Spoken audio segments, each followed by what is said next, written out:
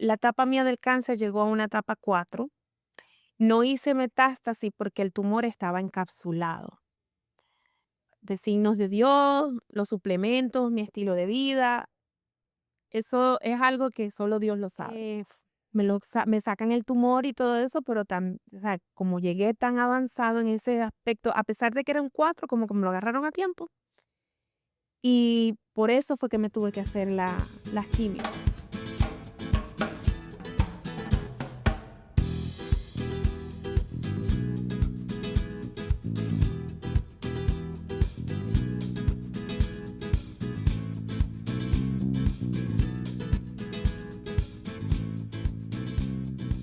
Bienvenidos a Nuestra Gente, el podcast, donde compartimos historias reales de esfuerzo, fe y emprendimiento en la comunidad hispana. Hoy nos acompaña Aitza Avilés, una mujer venezolana, consultora y contadora con más de 20 años de experiencia, reconocida como tu asesora de negocios. Aitza ha dedicado su vida a guiar emprendedores y empresarios e inversionistas a alcanzar el éxito siempre con un lenguaje sencillo y cercano y lleno de esperanza.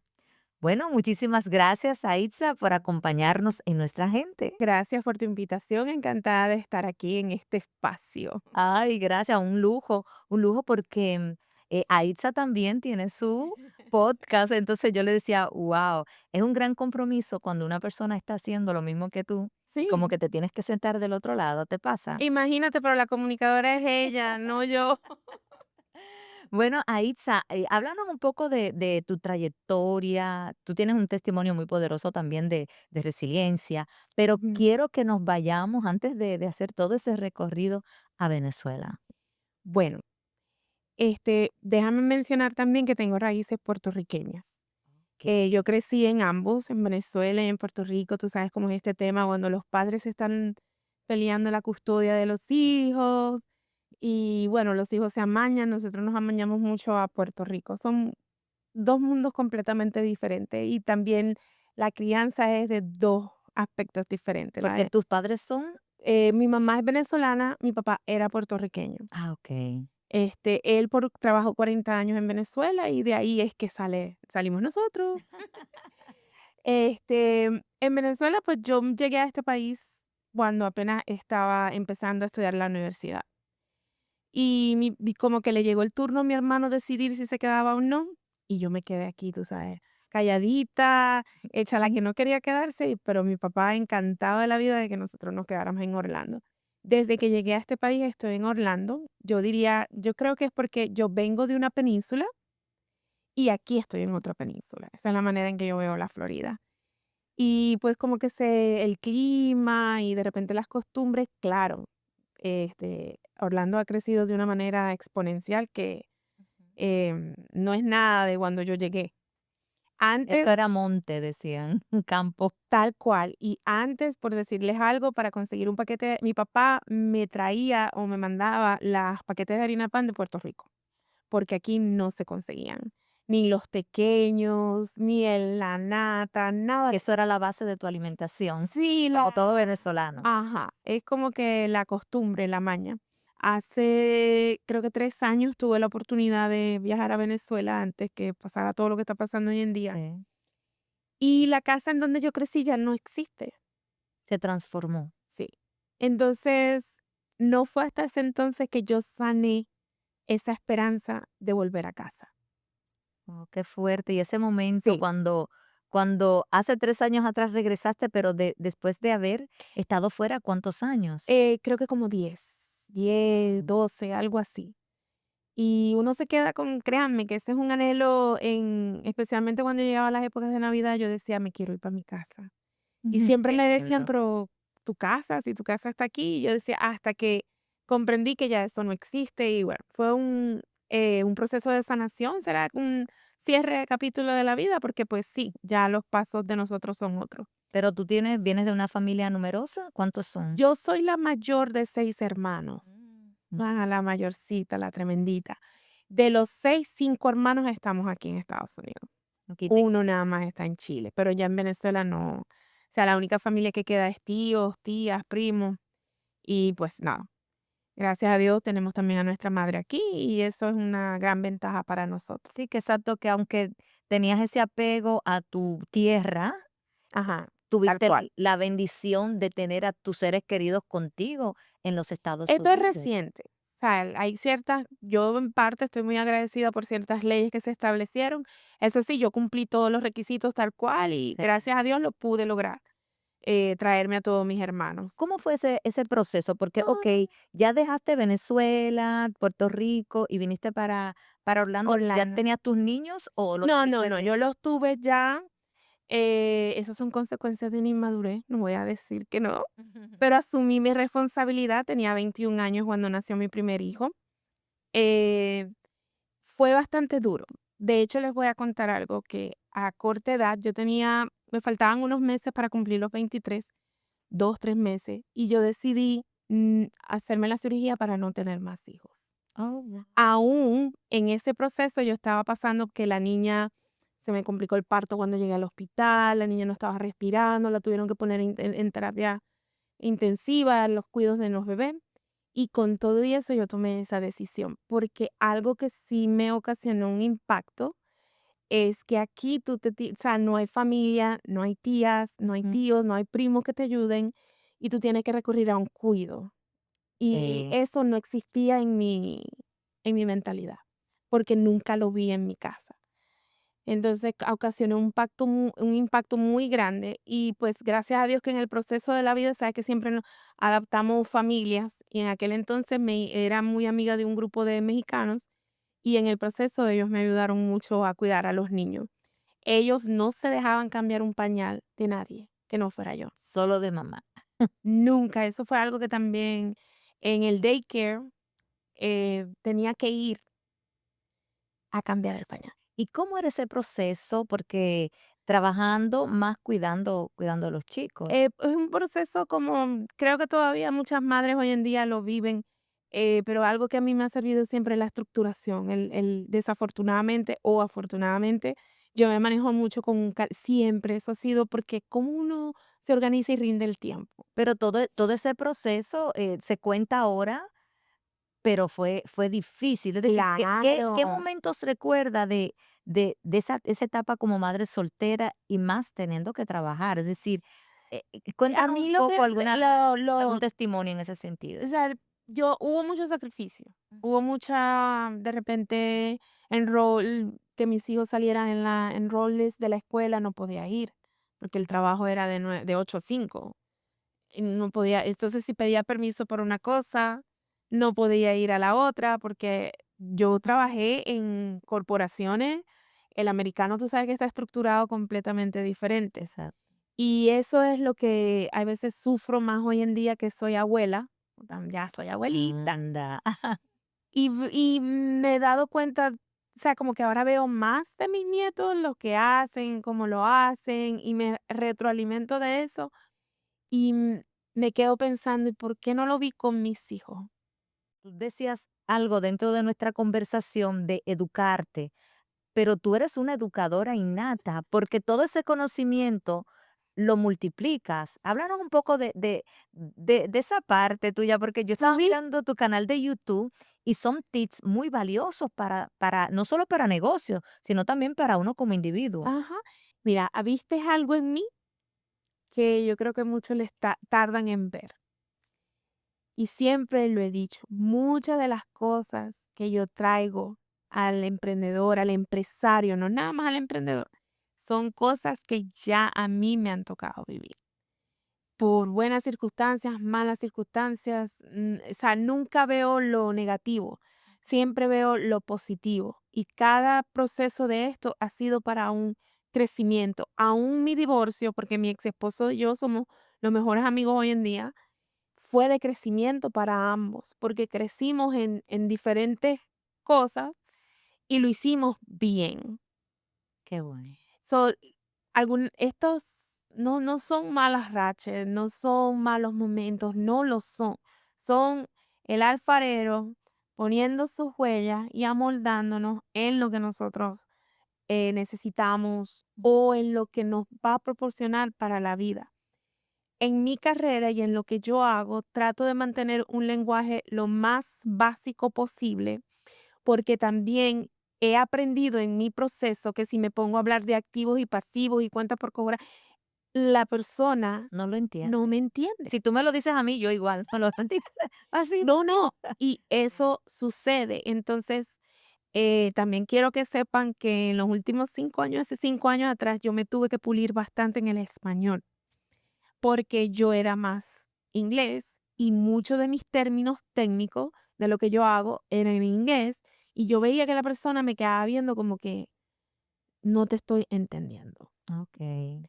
Entonces, empecé a buscar los significados de las palabras que yo más decía en inglés, empecé a acomodar mis oraciones y yo tuve que ponerme a estudiar muchas cosas en español Ujú. para saber cómo las iba a traducir. O sea, yo hablo perfecto español, señores, pero cuando se trata de lo que yo sé, era un Spanglish. Sí, esos términos tan rebuscados que ni siquiera el nativo entiende, ¿no? Y no tenemos que convertirnos en expertos en No, contabilidad y finanzas, no. sino aprender a manejar nuestras finanzas, aun sea, de manera independiente que usted esté trabajando en casita, e incluso, trabajitos sueltos, como muchas madres emprendedoras que sabemos que tienen su emprendimiento vendiendo torta o accesorios, es decir, aprender a manejar, esos tipos de negocios Y también. lo otro que yo también les digo a los emprendedores es, ¿cuál es el propósito de ese emprendimiento? Ujú. O sea, si es para tapar huecos económicos, okey, pero ¿qué es lo que tú en realidad quieres? Y por eso es que muchas veces fallan,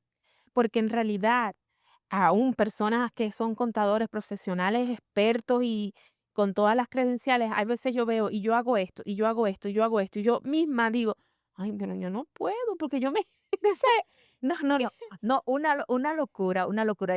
A veces, por ejemplo, a mí me pasa que me tengo que poner miles de sombreros y yo dije, un momento, no se puede tener tantos sombreros a la vez porque no resulta, no funciona. Y ahí es donde llegan personas como Aitza a sacudirnos y decir, no, no, el sombrero que te quede es este, o si ese es tu enfoque. exactamente. Y me encanta que puedas compartir todas esas experiencias y todo ese conocimiento a través de las plataformas sociales. Yo soy tu fan de Ay, las redes, no me gracias, pierdo gracias. tus episodios porque también me educo en ese sentido. Pero Aitza, quiero que pasemos y vamos a compartir también en nuestras plataformas sociales cómo pueden seguir a Aitza y también nutrirse de todo este conocimiento. Pero tú tienes un lema que todo va a estar bien. Y quiero que antes de que nosotros cerremos esta conversación, hablemos específicamente de eso. Tú acabas de pasar por un proceso difícil de salud, quienes te conocemos porque también ella hace una vida comunitaria muy activa.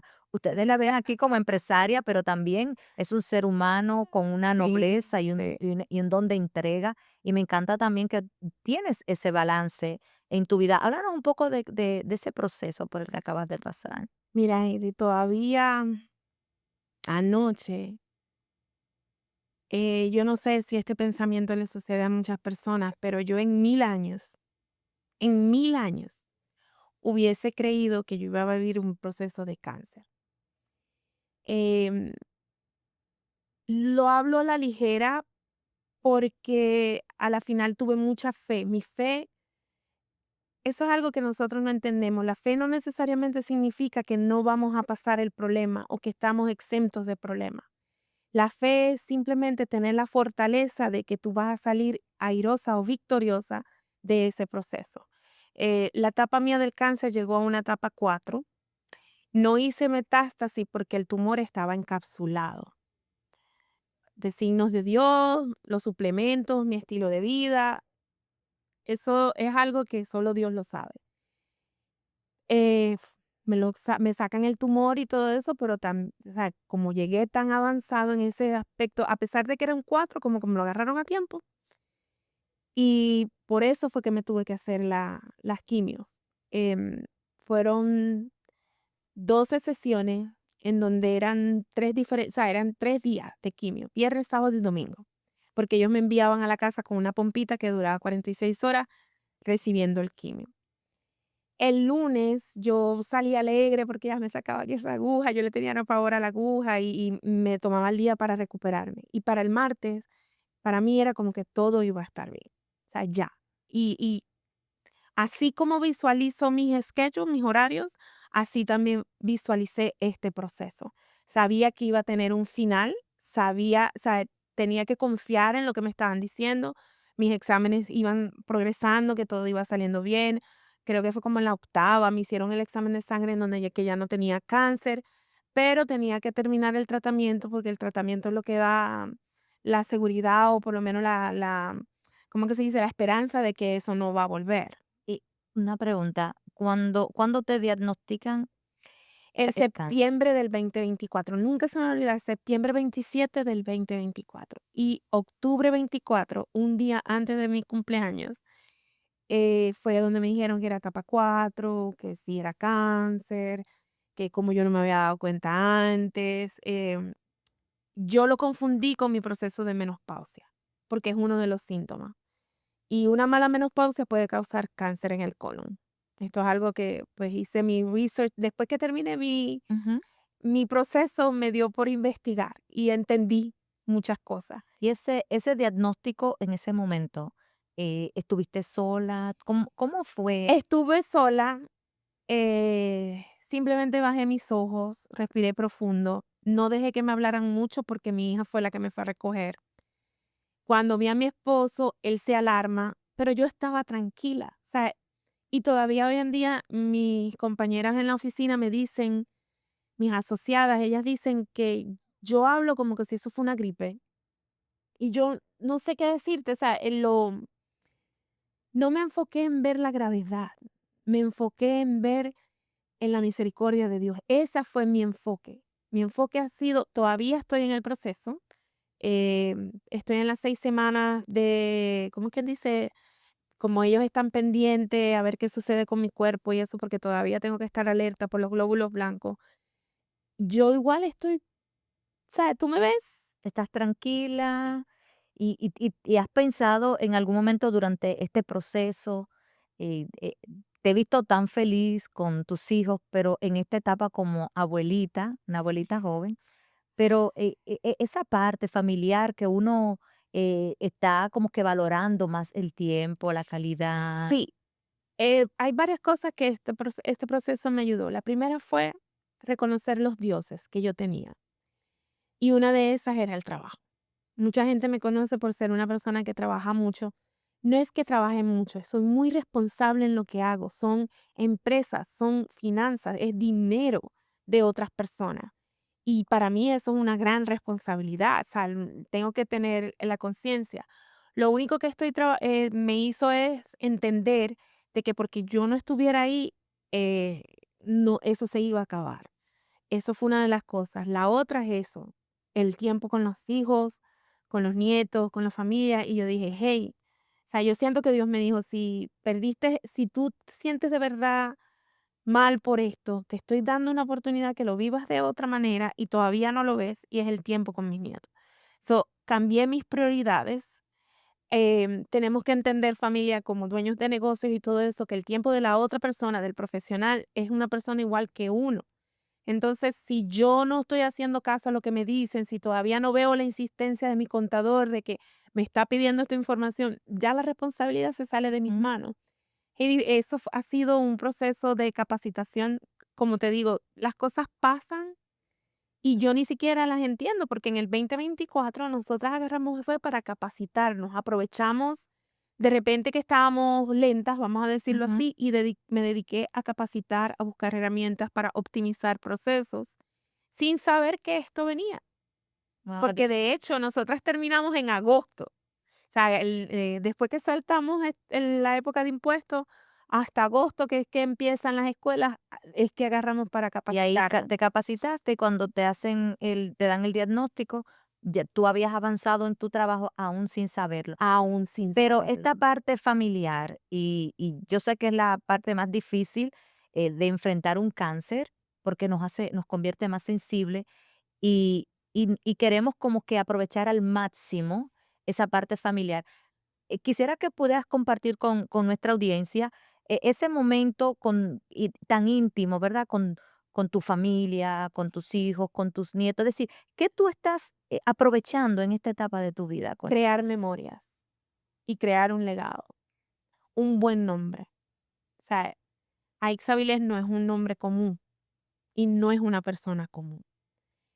Me esfuerzo mucho y eso es lo que les quiero dejar a ellos. Uno a veces se cree que es el dinero, las propiedades, enseñarles la libertad financiera.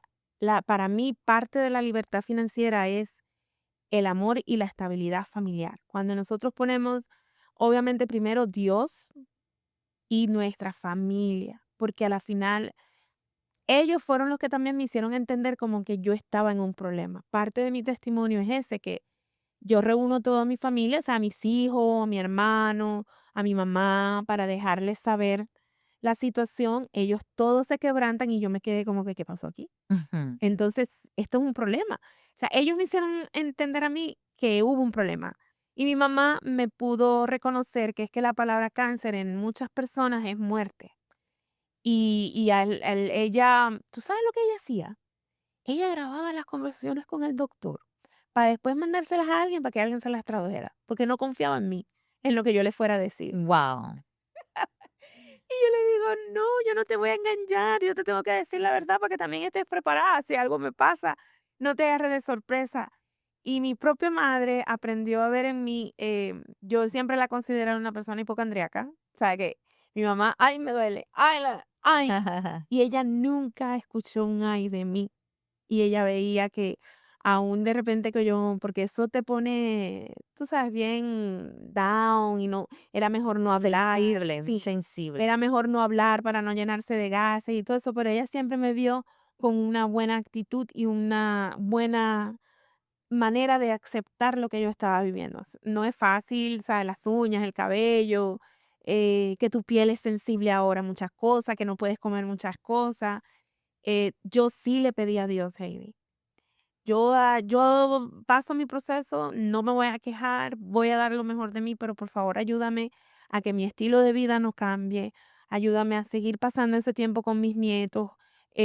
Yo, mi hijo mayor todavía no tiene hijos y estas son esas cosas que tú le dices a Dios, bueno Dios, ya mis hijos crecieron, ya los casé, son buen hombre y buena mujer. Ay, pero déjame ver a los nietos. Ay, Entonces qué ya ahí es lindo. donde empiezas tú como que a negociar más y más con Dios. Y yo todavía no he visto los hijos de mi hijo. Entonces yo me guindaba también de eso. O sea, siento que todavía tengo muchas cosas que hacer. Siento que todavía quiero hacer mucho no solo por mi familia, sino también por las personas que me rodean, que creen en mí y que están dispuestas a pasar, a pagar ese precio de crecimiento, porque tú como profesional debes de saber, siempre hay un precio que pagar en lo que nosotros hacemos, bien sea nuestro tiempo o bien sea la dedicación que los demos y no recibamos ese valor. Pero, señores, pasé mi proceso, eso tiene un nombre en lo que yo estoy ahorita, pero no me acuerdo.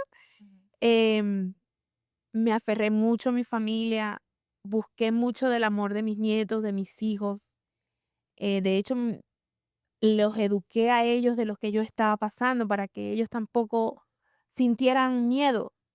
O sea, ellos me vieron con el aparato, ellos me vieron con la aguja, ellos vieron cuando yo me tenía que poner el gorrito de hielo, los guantes, ellos vieron todo eso. Y yo les hablaba como que si ellos fueran grandes. En mi corazón yo quería que ellos no sufrieran, que no estuvieran preocupados por lo que yo estaba pasando y que lo vieran como que la abuela tiene una gripe o la abuela tiene un Sí bubu. que le diste participación Sí, durante el proceso. Antes de que cerremos esta conversación, Aitza, yo quisiera que aquí para tu cámara puedas darnos una reflexión de este proceso y cómo tú quieres que tus nietos te recuerden. miren, mm, todos podemos estar en la misma situación que yo pasé. O sea, esto es algo que no es por aquí, no me sucedía. Soy una mujer creyente y me aferré mucho fue a la palabra que Dios nos da. Acuérdense que Dios no nos da nada que nosotros no podamos sobrepasar. Nosotros somos administradores de lo que Él nos da. Y si Él me puso en esta situación era porque Él sabía que yo iba a poder y que lo que yo transmitiera a las personas que me rodearon fuera fortaleza, fuera fe, fuera creer en uno mismo, tener fuerza, porque si tú no crees en ti mismo, no vas para el baile, o sea, no lo vas a lograr. Ese es el primer detalle que nosotros tenemos que ver. Y el segundo, eh, mi familia no es mi Dios, pero son mi motor, porque son los que me dicen que me aman, sobre todo mis hijos, mis nietos. Creo fielmente de que a veces no es la edad, o sea, no podemos, mi nieto más chiquito tiene 2 años. Yo lo amo y lo protejo lo más que yo pueda, pero ellos vieron en mí fuerza, fortaleza, ellos vieron en mí que yo, o sea, tenía creencia en mí misma de que esto íbamos a salir adelante. Y eso siento en mi corazón que ellos lo están viviendo porque son fuertes. O sea, ellos vieron una aguja, ellos no se asustaron, ellos vieron una maquinita, ellos vieron cuando de repente me ponía mal, que no podía ni estar parada, pero nunca se asustaron.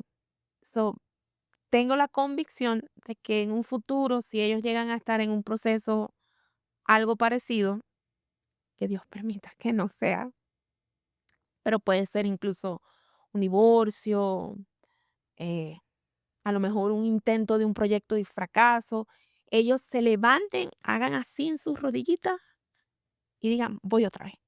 Porque yo vi a Milela, porque así es que me dicen ellos, yo vi a Milela que ella no lloraba y se levantaba. Y cada vez que se levantaba era con más fuerza y con más firmeza. Tengo la 100% estoy convencida de que ellos van a ser así. Ay, qué hermoso, qué hermoso. Zulela, Soy su Lela. qué lindo, qué lindo. Y Dios, te ha bendecido con una familia hermosa, siendo abuelita tan jovencita también, porque Ay, no, pero a mí eso, ¿sabes que esa es la bendición de ser madre joven? sí, una de las grandes bendiciones, Eso es una definitivamente. bendición, porque voy a estar van a tener Lela para rato. Ay, sí, escrito está, escrito Así está. es. Bueno, muchísimas gracias, A Aitza. ti por este espacio. Ay, yo de verdad me he disfrutado tanto conversar contigo, un poco más íntimo, cosas que no conocía de ti. Aquí pudimos interiorizar un poco más, pero tiene mucho valor y esperamos que también sea de inspiración para esa gente que está ahí conectada con nosotros a través de las distintas plataformas sociales de nuestra gente. Gracias. Gracias a ti y a ustedes. Recuerden que cada semana tenemos un episodio nuevo. Aquí contamos historias reales de gente como tú y como yo. Hasta una próxima.